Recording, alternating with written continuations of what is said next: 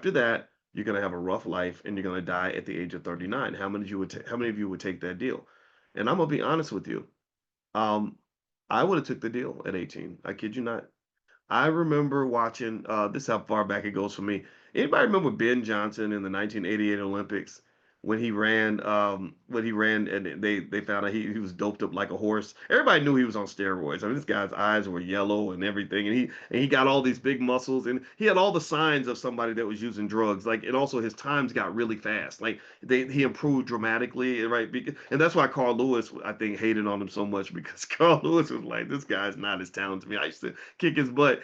And just for the record, honestly, I think there was something going on with FloJo too, but people don't want to believe that. But yes, it happens all throughout the sport though. Fred Curley, if you're interested in track and field, go listen to what Fred Curley has been saying about doping in sports.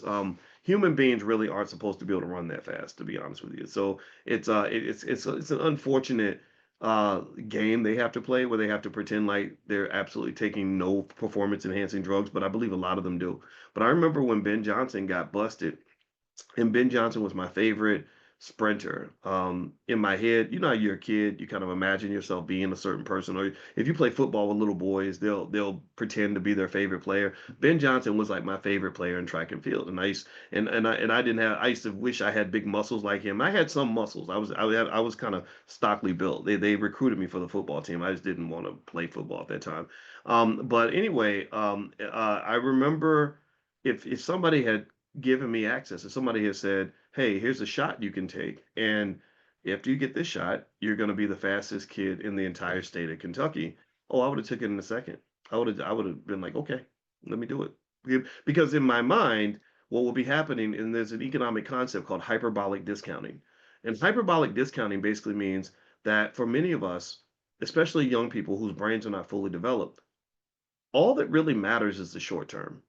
You ain't even thinking about the long term, right? Like really, when you sit down with a 16-year-old and you're talking to them about how they can have a great life at the age of 40, you might as well be talking Chinese. They're like, well, but how can I get that girl to go with me to the prom? Anybody else remember those days, right?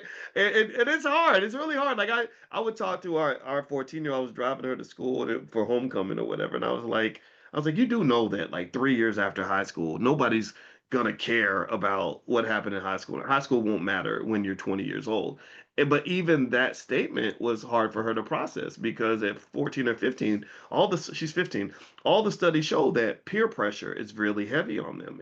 And so what a lot of the research says is that for young people, and let's talk specifically about, say, a young man who is a great athlete, what matters to him is not what's going to happen long term. It is the glory of winning a championship. It is the respect he gets by being loyal to his teammates.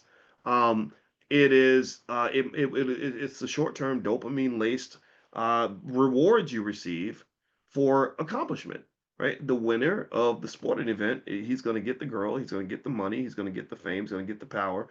These are the things that men will die for, the glory, all these things. A lot of men will die before they give up respect. So that's why I would say to ladies, if you're listening, if you care what I think, a lot of men I know would rather have respect than even love. Love is important, but I don't know if a lot of guys who would rather have love than love from a disrespectful woman, right? So I think the respect should come before the love.